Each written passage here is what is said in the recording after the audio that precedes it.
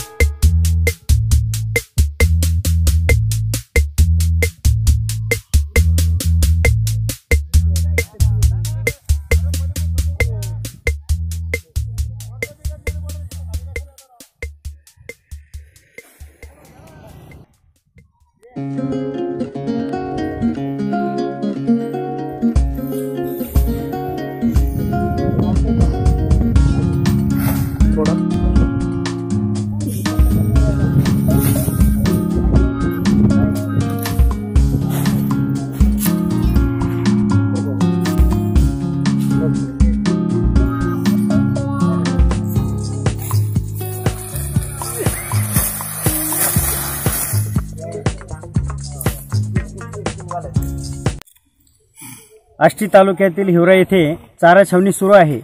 स्वामी समर्थ पतसंस्था संचलित चारा छावणी सुरू करण्यात आली आहे. तर काही शेतकऱ्यांकडून या ठिकाणी आपण माहिती जाणून घेऊया. जे तुम्हाला जी इथं चारा छावणीमध्ये चारा भेटतो तो कशा प्रमाणात भेटतो? आम्हाला एका जनावराला 15 किलो चारा वजनाने मापून देते. तर हा चारा तुमच्या जित्रामनला म्हणजे पुरतो का? हा पुरतो ना, व्यवस्थित चारा पुरतो. जरी अडी अडचण आली, एखादा शेतकरी म्हणला माझं भागलं नाही तर ते 4-2 किलो पुन्हा एक्स्ट्रा बी देते, मदत करते ते शेतकऱ्याला.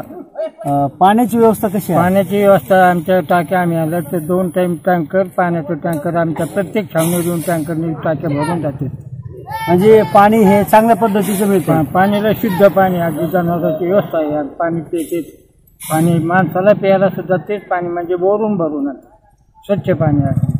म्हणजे बोरचं पाणी असल्यामुळे पिण्याचं आणि जित्राबाईच्या पिण्याचं पाणी हे अगदी सगळं एकदम शुद्ध पाणी पाणी अगदी बोरचं पाणी असल्यामुळे काही अडी अडचण नाही. बरं, मोठ्या जनावरांना आणि लहान जनावरांना चारा कशा पद्धतीने वाटप केलं जातं? मोठ्या जनावराला चारा देते तर 15 किलो आणि बारक्याला देते 10 किलो. याच्यामध्ये व्यवस्थित बाबा, ह्या चारा छावणीमध्ये चारा पुरतो का? पुरतो म्हणजे जसा येईल तसा देतात. म्हणजे कमी पडला का, आता काल कमी पडलं गाडी आली ना, आता देऊ शकते. पाणी चांगलं आहे का? व्यवस्थित प्यायला जे आहे का? आज कोण पितो मग आम्ही. बर म्हणजे अगदी चांगलं आहे. सुदामार चव्हाण, राहणार हिवरा, तालुका आष्टी, जिल्हा बीड इथला रहिवासी. इथं आमच्या गावामध्ये स्वामी समर्थ बिगर शेती ग्रामीण सहकारी पतसंस्था धानोरा संचलित हिवरा छावणी या ठिकाणी ओपन झालेली आहे.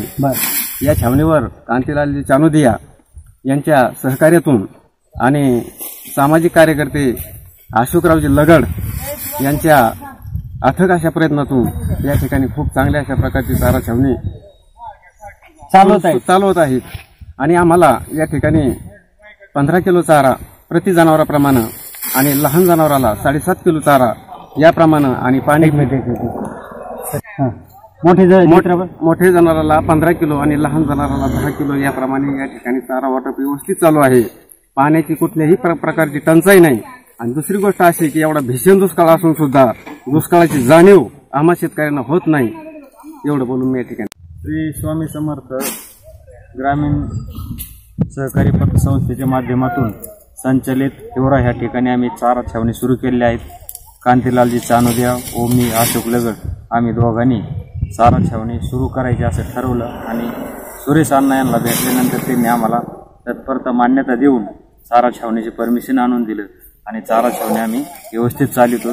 कुठल्याही प्रकारची ह्या ठिकाणी अडचण येणार नाही.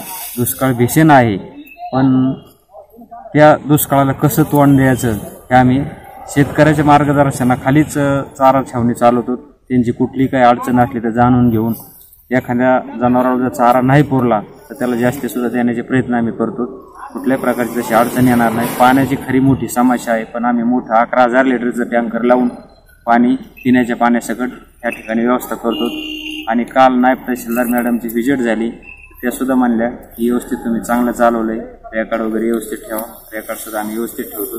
शेतकऱ्याला कुठल्याही प्रकारची अडचण येऊन देणार नाही त्या ठिकाणी मी आपल्याला ग्वाही देतो. या ठिकाणी सुलेमान देवळा, भोजीवाडी आणि हिवरा अशा 3 गावचे जनावर आहेत.